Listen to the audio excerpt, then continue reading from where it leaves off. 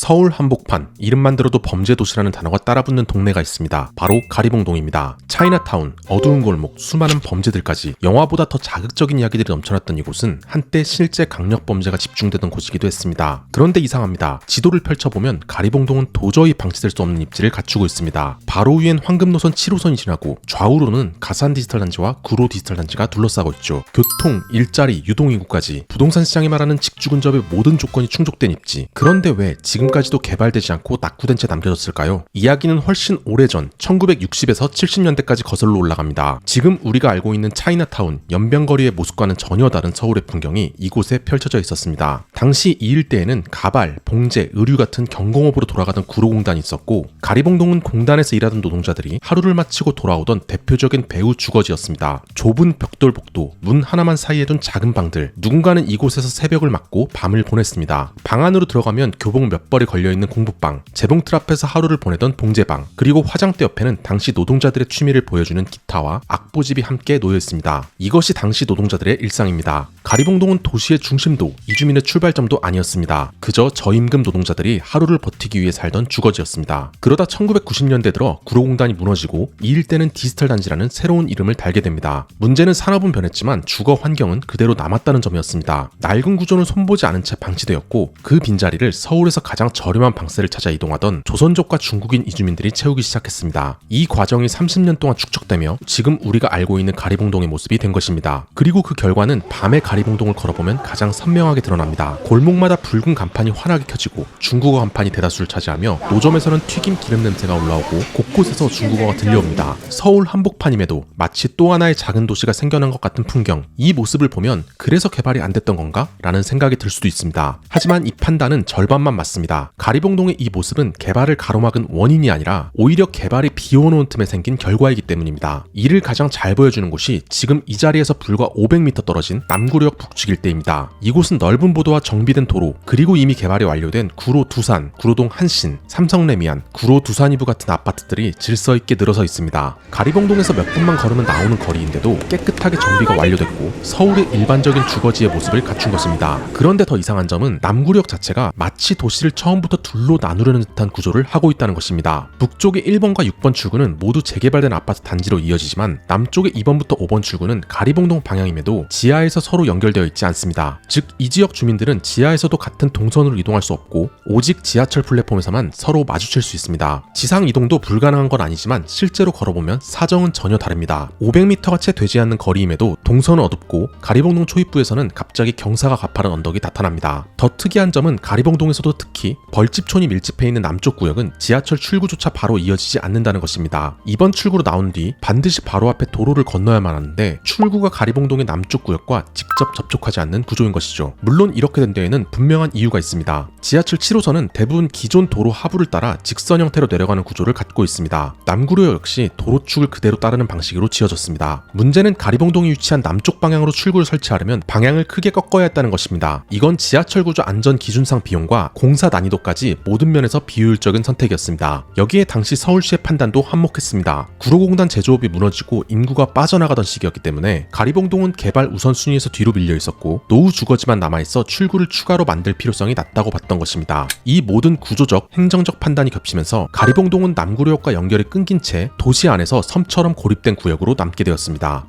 가리봉동은 겉으로 보면 수십 년 동안 변화가 멈춰있는 동네처럼 보입니다. 하지만 이곳에도 한때는 큰 기대가 있었습니다. 2000년대 중후반 서울시는 뉴타운 사업을 본격적으로 추진했고 가리봉동은 가리봉 뉴타운이란 이름으로 정비 예정 구역에 포함됐습니다. 주민들은 새로운 아파트 단지가 들어설 것이라는 기대를 품고 추진위원회까지 구성하며 개발을 기다렸습니다. 그러나 사업성 부족과 주민 간 의견 차이, 그리고 부동산 경기 둔화가 겹치면서 사업은 점차 속도를 잃기 시작했습니다. 2015년 서울시는 뉴타운 수습 대책을 통해 추진 동력이 사라진 27개 뉴타운 구역을 일괄 해제했고 가리봉 1구역도 여기에 포함되었습니다. 반대율은 32%에 달했고 주민 스스로 해제를 결정한 첫 사례가 되면서 가리봉 뉴타운은 공식적으로 종료되었습니다. 그 결과 오랜 시간 기대를 품고 기다렸던 주민들에게는 개발이 불발된 현실만 남게 되었고 동네는 다시 원래의 상태로 돌아가게 되었습니다. 그렇다고 이 지역의 환경 개선이 전혀 없었던 것은 아닙니다. 뉴타운이 사라지자 그 빈자리를 도시재생사업이 대신 채웠습니다. 2018년부터 2021년까지 가리봉동에는 총 138억 원의 예산이 투입됐습니다. 있습니다. 국비 50억, 서울시 예산 88억, 적지 않은 금액입니다. 그중 상당 부분은 앵커 시설이라 불리는 중심 시설을 매입하고 리모델링하는 데 쓰였습니다. 가리봉 행복마루, 그리고 가리봉 윙윙센터, 가족과 다문화를 지원하는 공공공간으로 운영하려고 했던 곳입니다. 하지만 실제 현장을 가보면 이 공간들이 과연 지역 활성화 거점으로서 기능했는지 의문이 생깁니다. 행복마루는 운영을 멈춘 지 오래된 듯 계단과 통로 곳곳에 먼지가 쌓여있었고, 윙윙센터는 2021년에 시니어 일자리 프로그램을 운영했던 흔적만 남아있을 뿐 지금은 아무 활동도 없는 빈 공간에 가까웠습니다. 앵커 시설에만 36억 원을 썼는데 불과 몇 년 사이에 이런 상태가 된 거죠. 그런데 문제는 여기서 끝이 아닙니다. 2018년에는 가족통합지원센터와 가리봉 주민센터 건립에 추가로 121억 원이 투입되었고, 이 외에도 벽화거리 조성, 조형물 설치, 간판 설치 같은 사업에도 수십억 원이 들어갔습니다. 주민 역량 강화를 명목으로 워크숍, 축제, 사례지 답사 같은 프로그램에도 약 20억 원이 사용됐습니다. 예산 기록을 보면 인천 차이나타운이나 인사동 견학도 포함되어 있습니다. 그리고 당시 도시재생 성공 사례로 소개됐던 가리봉동 솔로하우스 리모델링 사업, 2017년엔 구로구 최우수상을 받을 만큼 주목받았지만 지금 현장을 보면 벽은 녹슬고 시설은 관리되지 않은 채 사실상 방치된 모습이었습니다. 문제는 이렇게 많은 예산이 투입됐음에도 동네의 핵심 문제는 거의 해결되지 않았다는 점입니다. 정작 가장 필요했던 건 주민들이 겪는 열악한 주거환경 개선, 노후주택과 주차시설 등을 정비하는 일이었지만 예산의 상당 부분은 행사, 공간, 조형물 중심으로 쓰였습니다. 그래서 도로는 조금 더 깔끔해지고 CCTV가 늘고 일부 구간이 정비되긴 했지만 골목 구조는 그대로, 노후주택도 그대로, 주민들의 삶의 질 역시 크게 달라지지 않았습니다. 결국 도시재생사업은 동네를 근본적으로 바꾸는 개발이라기보다 낡은 부분을 가볍게 덧칠하는 수준에 가까웠습니다. 그 결과 가리봉동은 뉴타운 해제로 멈춰있던 시간 위에 저강도 도시재생이 얹힌 형태로 겉모습만 조금 정리된 채 본질적인 문제는 여전히 남아있는 상태가 되었습니다. 입지는 서울에서도 손꼽히지만 도시의 구조는 과거의 그림자에서 크게 벗어나지 못한 것입니다.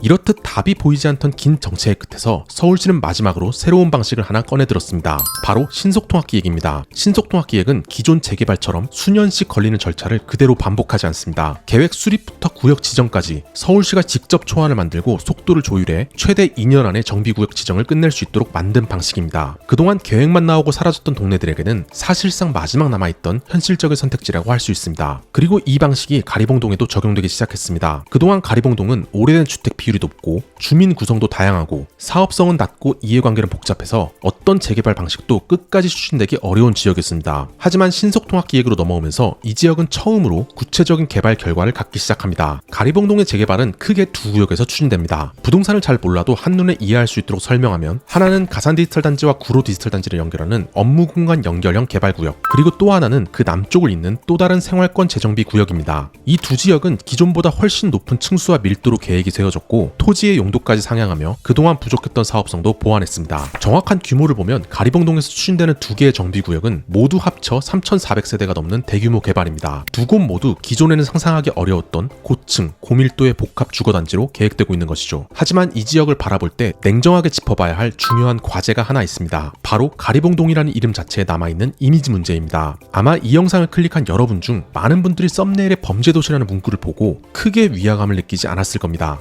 그 동네라고 자연스럽게 떠올렸을 수도 있죠. 그만큼 이 이름이 가진 인식의 힘이 크다는 의미입니다. 2015년 기준 구로구의 외국인 수는 24,485명, 영등포구는 23,957명으로 서울 25개 자치구 중 1위와 2위를 차지합니다. 그리고 그 상당수가 대림동과 가리봉동 일대에 밀집해 있는 것도 사실입니다. 하지만 숫자를 조금 더 들여다보면 흔히 떠올리는 범죄도시 이미지는 실제 데이터와는 다소 거리가 있습니다. 행정구역별 5대 범죄 발생수를 보면 구로구는 서초구보다도 낮은 수치를 기록했습니다. 중국인 범죄가 상대적으로 많아 보이는 이유도 실제 범죄율이 높아서라기보다 국내 체류 외국인 중 중국인의 비중이 가장 높기 때문에 절대 수치가 그렇게 보이는 측면이 큽니다. 그럼에도 불구하고 과거 몇몇 강력 사건이 언론을 통해 반복적으로 소비되고 영화의 자극적인 이미지까지 더해지면서 이 지역 전체가 현실 범죄 도시라는 프레임에 갇혀버렸습니다. 물론 거리를 걸으면서 저도 역시 어느 정도 위화감을 느끼긴 했습니다. CCTV가 몇 미터 간격으로 촘촘하게 설치되어 있었고 어두운 골목에서는 담배를 물고 이동하는 중국인 노동자들과 계속 마주치기도 했습니다. 하지만 이 장면들만으로 이 동네는 위험하다, 외국인 때문에 그렇다 고 단정하는 건 실제 상황과는 거리가 있습니다. 문제는 부동산 시장이 이런 사실보다 이미지에 훨씬 더 민감하게 움직인다는 점입니다. 앞으로 어떤 건설사가 이곳에 들어오든 단지 이름에 가리봉이라는 지명이 붙는 순간 수요자들이 과연 이 지역을 아이 키우기 좋은 곳으로 받아들일지, 이 질문은 현실적으로 짚고 넘어가야 합니다. 실제로 가리봉동 한복판에 들어선 신축 아파트조차 가리봉이라는 이름을 피하고 남구역 동일센터시아라는 이름을 선택했습니다. 그럼에도 불구하고 이 단지는 수개월 동안 완판하지 못했고 지금은 마피 매물까지 나와 있는 상황입니다. 하지만 이 일대를 직접 걸어보면 동네의 실제 모습은 언론이나 영화에서 그리는 것처럼 극단적이거나 위험한 곳이 아닙니다. 그저 조금 더 소득이 낮은 사람들이 터를 잡고 살아가는 서울의 오래된 주거지 중 하나일 뿐입니다. 그리고 이러한 인식 문제는 지명의 힘과도 깊게 연결되어 있습니다. 과거 가리봉역이 가산 디지털단 지역으로 바뀌며 완전히 새로운 이미지를 구축했던 것처럼 행정동 명칭을 재정비하는 작업 역시 이 지역이 새로운 시작점을 마련하는 하나의 유효한 방법이 될 수 있습니다. 가리봉동은 오랫동안 서울의 아픈 손가락으로 남아있었지만 신속통합기획을 계기로 처음으로 실질적인 변화의 문턱에 서게 됐습니다. 이제 필요한 건 하나입니다. 실행입니다. 그 선택이 어떻게 이어질지는 곧 이 지역의 미래가 말해줄 것입니다.